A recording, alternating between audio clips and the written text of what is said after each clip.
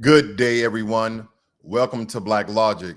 12 dead as Thai and Cambodian forces clash at the border. Thailand seals its frontier, blaming Cambodian provocation. Trump calls Obama a traitor again, and the feud escalates. His birthright citizenship ban faces fierce legal fire. A GOP-led panel demands Epstein files from the DOJ. So now they're subpoenaing the files. We're soon to get them. And Trump defies MLK's family, unleashing secret FBI records. And when I tell you this isn't just news, it's the truth buried behind the headlines. And we're going to give it all to you right here on Black Logic.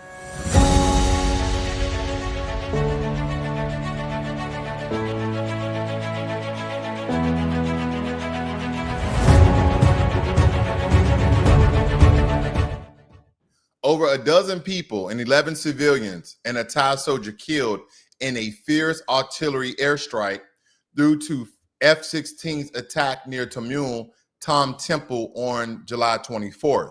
Now, Thailand sealed its border and evacuated 40,000 residents. Cambodian calls it brutal aggression. Thailand insists they were responding to Cambodian shelling of hospitals and villages. So now we have Cambodia and Thailand at war. Now, it seems as though that a lot of regions within the world are at war or some sort of conflict. You have Ukraine and Russia. You had Pakistan, and I believe it was India. I could get those. I have to verify that for you guys. But we know that we had Israel, who are against 3 or 4 particular groups and or countries, Israel and Iran. You have Israel with the Hamas invaders, the terrorist group. So again, the reason why this is important this morning is because we have countries like Cambodia and Thailand. Now, granted, they do have a very friction history, but nonetheless, it seems as though the world is at war more so than it ever has been in a very, very long time. And historical colonial era tensions boil over China begging for calm as diplomats are expelled on both sides. And here's another thing. We have to also look at how China may go to war with Taiwan over that particular piece of land. And Thailand has sealed its border with Cambodia, meaning that nobody is coming in and nobody's coming out. There is no tourists that are from Cambodia that are going into Thailand. They're stopping all import and export when it comes to the relationships between Thailand and Cambodia. Now, I don't know if you guys are aware of this as well, that Trump's obsession with Obama reached new heights this week because on ABC, MSNBC, and all the C's, he called Obama guilty of treason over the 2016 election, referencing an AI-generated arrest video flatly unsubstantiated. Now, that's not a political jab. It's a declaration to a former president, now publicized, criminalized in Trump's own make-believe court. And this is stemming from an old history that I really want you guys to have context on. On context. Because on Truth Social, this is what President Trump posted on his feed. I want you guys to listen and look. Politics forever. Donald Trump is here tonight. It was April 30th, 2011, the White House Correspondents' Dinner, a ballroom packed with elites, politicians, journalists, and celebrities. But what they didn't know was that they had just created their worst nightmare. Congratulations, Mr. President. Sitting in the crowd that night was Donald Trump. Not yet a politician, just an extremely rich businessman. A guy who dared to challenge the system and got mocked for it. Donald Trump has been saying that he will run for president as a Republican, which is surprising since I just assumed he was running as a joke. For weeks, Trump had been hammering Obama on his birthplace of Kenya. And the media, they couldn't handle it. So they did what the elites do best. They tried to humiliate him. And that night, Barack Hussein Obama took the stage and made Trump the punchline. No one is happier, no one is prouder to put this birth certificate matter to rest than the Donald. And that's because he can finally get back to focusing on the issues that matter. Like, did we fake the moon landing. The room absolutely loved it. They weren't laughing at a joke, they were laughing at Trump. They wanted him small, embarrassed, and broken. Obama kept swinging, mocking Trump's business, his TV show, and his ambition. All kidding aside, obviously we all know about your credentials and breadth of experience.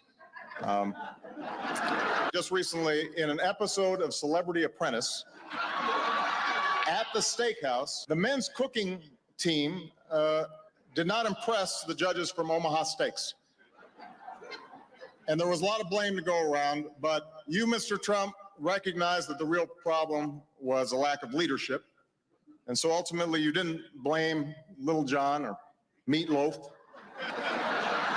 You fired Gary Busey. Then came that fake image on the screen. The White House turned into a Trump casino. Say what you will about Mr. Trump. He certainly would bring some change to the White House. Let's see what we've got up there. The media howled, but Trump didn't move. That image, Trump sitting still while everyone else laughed, that was the moment. You can almost hear it in his head. Just you wait and see. Then it got worse. The host that night, liberal comedian Seth Meyers, picked up where Obama left off. Now, before I let you guys hear this next piece, I just want to remind you guys that this, again, is on Trump's own platform, Truth Social. Then this is actually posted on his personal, okay, on his personal Donald J. Trump with the check at the real Donald Trump on his particular feed. So he's letting everybody know, I did not forget. And believe me, when Trump hit back, he hits back below the belt, no less. Now, granted, if Obama, by any imagine of the word, has conspired to overthrow the Trump presidency in 2016, then by all means, he needs to be prosecuted, needs to be arraigned, and all those other things. But if this is, again, just a petty hit back, then I believe this is actually absolutely going too far, especially with the AI generated video, which I will let you guys see here in a bit. Donald Trump often appears on Fox, which is ironic because a fox often appears on Donald Trump's head. If you're at the Washington Post table with Trump and you can't finish your entree, don't worry, the fox will eat it. The room roared, but Trump didn't flinch. Roger Stone later said it plainly. That's the night he decided to run. Maybe I'll just run. Maybe I'll show them all. Trump never admitted it directly, but he didn't have to, because 4 years later, he came down that escalator. Donald Trump is running for president and made his entrance by coming down the escalator at Trump Tower with his wife, Melania. We need somebody that literally will take this country and make it great again. The same meeting. Now, of course, you guys can go look at this for yourself. I didn't want to look through the whole video, but I just want to give you guys some sort of reference and context on how this has played out over the years, how this has revolved, okay, over the years. This is the evolution of Donald Trump, right? They told this man that he couldn't do something, so he set out to do it, and he did it, not once, but twice. But in that, do not forget the reason why Obama made Donald Trump a target at the time is because of the whole birthright citizenship. He's not a citizen. He wasn't born in Hawaii. He was born in Kenya. He should never be president. So again, probably, and a lot of people, again, believe that President Trump operates in the system of white supremacy, never wanted to see a black man in the presidency, but nonetheless, that's history. It has already occurred. Now, President Trump has been the 45th and 47th president. So the reason why this is important, because as we move on, I want to guys show you what President Trump has done and allowed with this AI generated on his own platform. But I'm just going to show you a quick clip here on TikTok.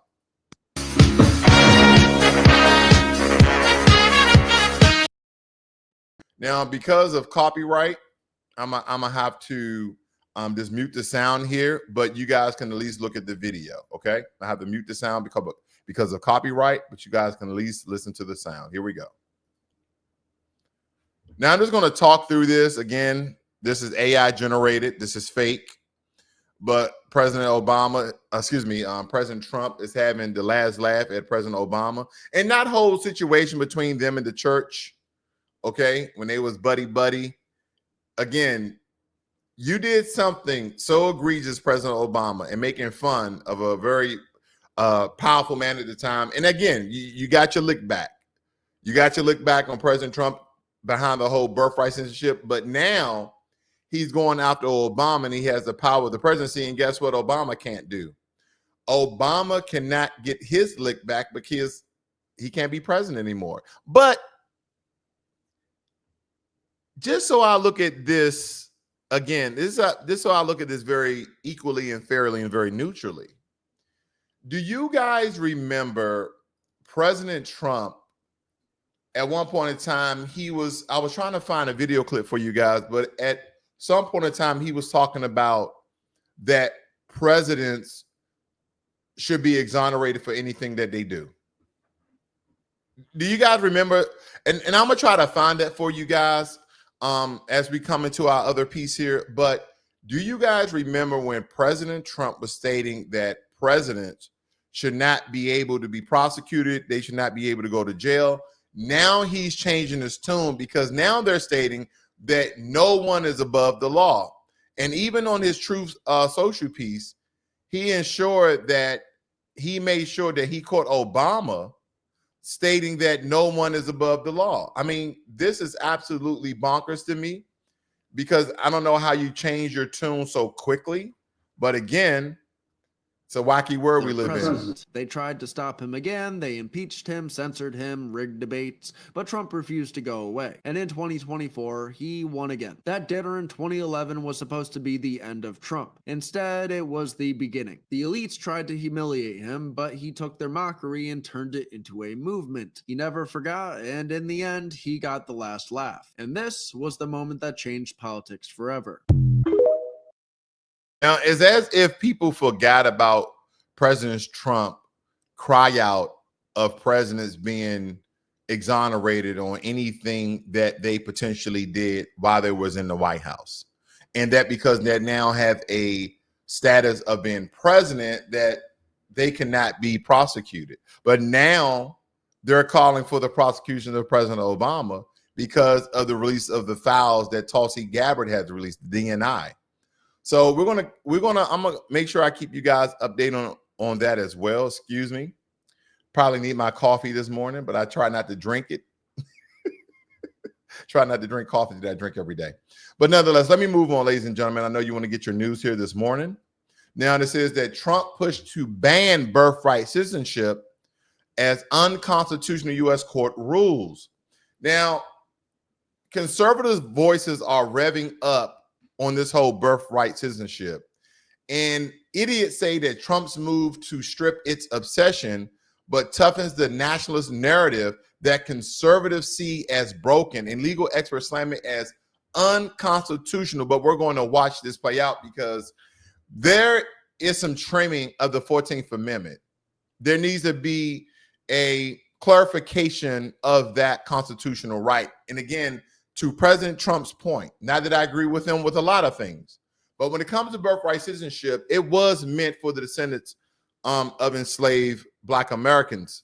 It wasn't for anyone who slipped under a fence, who snuck under a fence, who overstayed their work or student visa and didn't have children, for them to be U.S. citizen and then anchor them in and tether them into the country so they could stay inside the country. The 14th Amendment was never for that. And I think there's context that need to be stated. Now, and here's the thing that I have with the liberals, right? And I have my issues with the conservatives and the Republicans as well. But the issues I have with the Democrats and the liberals is you guys sway back and forth whenever it suits you. Same as the Republicans. But when it comes to birthright citizenship, and this is the problem I have with a lot of Black Americans who are staunch Democrats, and that they can't understand that that particular constitutional amendment was created during a time. And if you can't read between the lines, if you can't understand that particular time in history, then I don't think anybody should damn near follow the Constitution. I mean, does the Constitution need to be refined? I believe so. Does the Constitution need to be clarified? I believe so. Because not everybody, think about this. Think about this. What if I gave you an example like this? Your mother robbed a bank, and she robbed the bank, let's say, for $10 million. She then transferred that $10 million into your bank account. And then the government states, because of a law, you get to keep that $10 million. To me, it's the same thing. Someone comes into the country illegally. Someone overstays their visa and expires. So they're now in the country illegally. They have a child, and now that child is a legal citizen because of a 14th Amendment of the Constitution that was never clarified and provided context of certain situations. Because again, during that time, these things were not occurring. But again, I want you to think about the bank. Your mom robs the bank for $10 million. She transferred that money inside your bank account, and now you can keep the money, and the law states that you can. How does that make any sense? It does not. That's my point. That is my point, ladies and gentlemen. Now,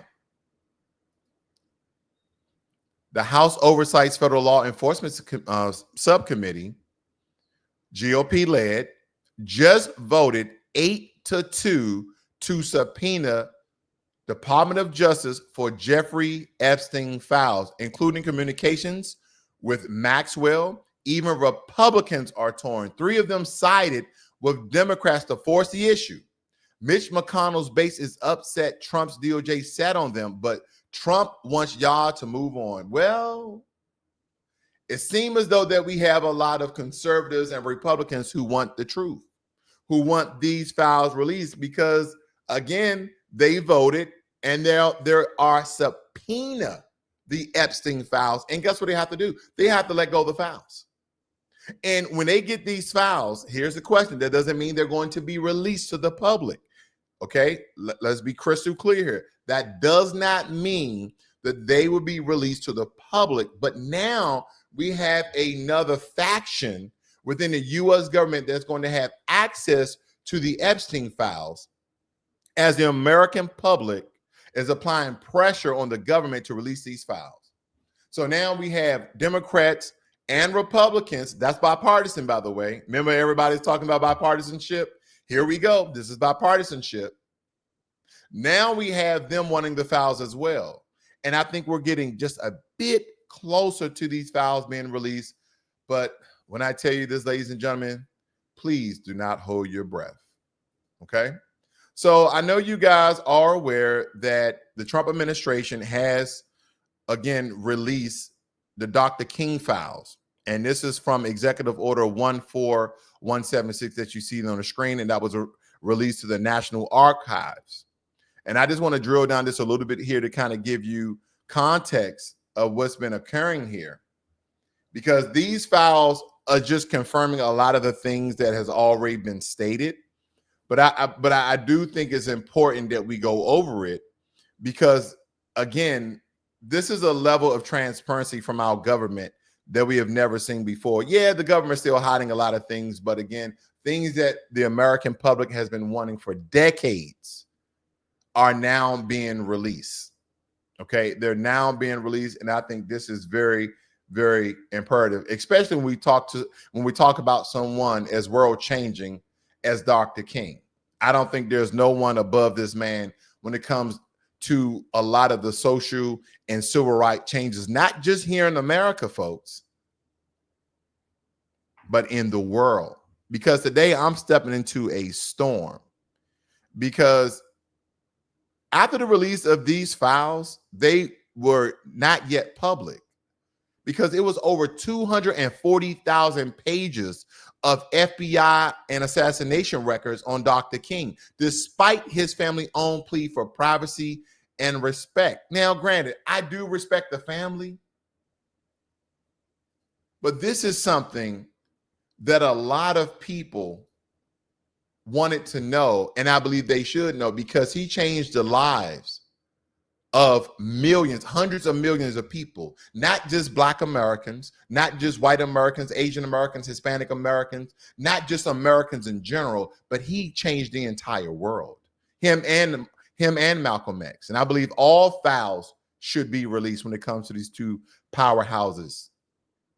Now, in these files, these documents expose J. Edgar Hoover's FBI using COINTELPRO, which was a covert operation aimed at spying on and harassing, even smearing Dr. King, painting him as a communist, broadcasting allegation about his personal life and leaking those allegations to the press. Now, there are also CIA communications revealing concerns over King's pivot to anti-war and anti-poverty activism and evidence of intense federal scrutiny well before April 4th, 1968.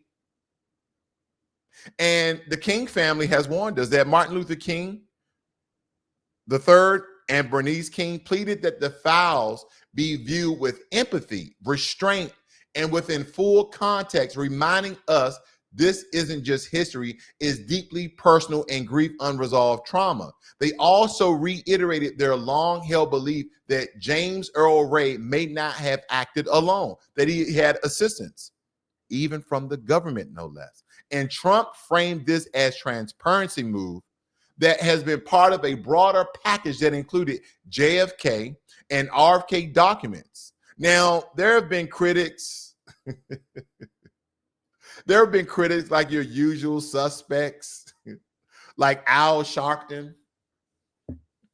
Also, the King Sitter, they say that is a distraction from other issues, such as the withheld of the Epstein files. And this is the same thing I've been talking about for the past month or so, that we have a lot of smoke and mirror. We have a lot of distraction that's kind of taken away from the Epstein files being released.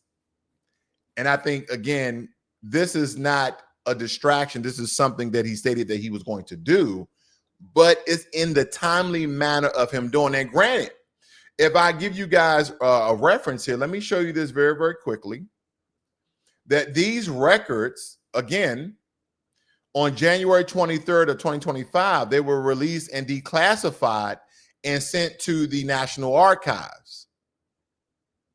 But now, if you see this particular news story, and this is what, a couple of days ago? Yeah, it said this was updated July 21st, 2025. And it stated that the Trump administration had released records of the FBI surveillance of Dr. King, despite opposition from the slain Noble Lawrence family and the civil rights group that he led until his 1968 assassination. So again, even though that they were made public record in the National Archives, people were really trying to find where these records were at the time. So let me get something straight right now. The FBI didn't just spy on Dr. King. They declared psychological warfare on him. And by the release of these files, 240,000 pages, the truth is laid bare for the world to see, because this government tried to break him intentionally and systematically. And inside these files are the dirty fingerprints of the U.S. government that we all know and love. Do we not? This is from the U.S. government, folks. This is the government that essentially we know who has been capable of some very demonic, dangerous, racist, discriminatory things. But inside these files, they have all sorts of wiretaps, blackmail attempts, character assassinations that have been all orchestrated by J. Edgar Hoover and the FBI through COINTELPRO, because this wasn't just surveillance. This was terrorism to a man who was changing the world, and they saw it. Now, they followed Dr. King every move. As you comb through these 240,000 pages, they leaked lies to the press. They taped his private life to humiliate him. But they failed because Dr. King stood for something far greater than the hate they had for him and the hate allegedly they had for Black Americans. Because he stood for truth. He stood for equity. And believe it or not, ladies and gentlemen, he stood for reparations. That's why a lot of people are being absent-minded about the last days of Dr. King and how he changed his stance, especially if you read one of his last speeches, I've been to the mountaintop. Dr. King wasn't assassinated while dreaming about unity. He was assassinated while demanding reparations. $2 trillion worth Dr. King's promissory note wasn't just poetic. $2 trillion. It was economic. He fought for a retribution of wealth to repay the debt owed to descendants of slaves right here in America, starting off with $2 trillion. He knew economic justice was the key to liberation. And to his detriment, and to his words, he stated that America has given the Negro people a bad check, a check which has come back marked insufficient funds. But we refuse to believe that the Bank of Justice is bankrupt. That's the words of Dr. King. This wasn't charity, it was a debt, a $2 trillion debt. Now that debt is astronomically more so amount today. I know a lot of people are anti-reparationists. Even some Black Americans are anti-reparations. What are you going to do with the money? They ain't going to know how to budget the money. Stop watching pockets. Stop trying to tell grown people how to spend their money. If they want to go and buy a Lamborghini, they want to go and buy more sagging pants, then let them. It's money that is owed. Now, the $2 trillion, that's a very conservative estimate by today's standards. But the number is even higher than that, and the number is absolutely overdue. Now, was this transparency or a desperate distraction? Some of y'all think that Trump did this out of principle. But don't be fooled in some regards, because even though he stated that he's going to release the JFK files, MLK files, I'm waiting for the Malcolm X files, I believe this was dumped as political theater, a way to stir division while blocking efforts for reparations, ignoring Black voters, and avoiding accountability on white supremacist infiltration and modern law enforcement, because we still have it today. It was just not too long ago, it was a clip that came out recently, but I believe it stemmed back from 2023 of a young man inside of his vehicle, a college student. He was a Black young man with, long hair. I believe he had either dreadlocks or plaits or whatever, but he was a foundational Black American. He was sitting in his car, and they told him that they pulled him over because he didn't have his headlights on during the day, even though that the police vehicle, the police cruisers, drove up to the scene without headlights on. Now, I don't know any state law. I believe this was in Georgia. I could be mistaken when it comes to the state. Again, this is kind of off the top of my head of something I saw very briefly. But nonetheless, they stated that it was against the law, and he was asking what law did he break. Now, granted, on my X account, I put that, did he comply? No. They gave him commands. Okay, they gave him commands of exiting the vehicle, but he was exercising his constitutional right. Now, granted, can two things be right and wrong at the same time? Absolutely. The world is complex, ladies and gentlemen. Were the police officers violating his constitutional right? Yes. Did he comply with their commands? No. Were their commands constitutionally correct? No. But should he have followed through with their commands? Yes, because again, we understand what happened to Black men.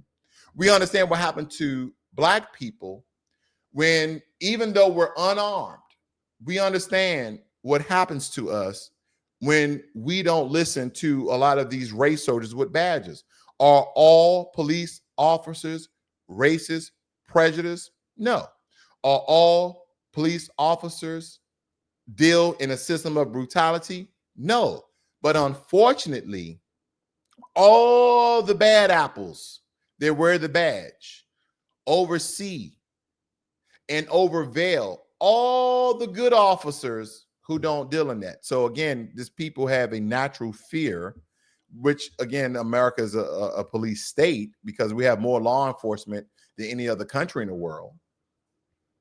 But then there's not going to be some people who stand for this. And I'm glad this young man still has his life today. Now, Dr. King. Now, even Dr. King's children said it, that the release was not for the people. It was against their wishes. And I can understand where that's coming from. But you're talking about one of the most prominent and powerful figures in history. And everybody, scholars, historians, everybody, people in empowerment, they want to know what happened. And I can understand respecting the family, but I think the family was off accord on this one. They was off one on this one. Now, unless there's some things that are going to expose Dr. King's personal dealings, because I'd heard rumors that Dr. King stepped outside his marriage a couple of times. That still doesn't take away from what the man has done. I don't know why people look at their personal account of other people, men and women alike, and because they did something personally that doesn't coincide with what they do publicly, that really casts a dark shadow on everything they did. I don't believe that. I don't believe that. I don't believe that at all. But I think I'm going to go a little bit deeper on this as I continue to kind of comb through a lot of these records, because there's so much to be said here. But I'm going to let you guys know what I find. And I'm going to be quick and fast about it, because today I feel a little bit off this morning. Because again, is this a distraction from the Epstein files, or is just President Trump fulfilling his promise? The timing is critical, and that's why my timing is off.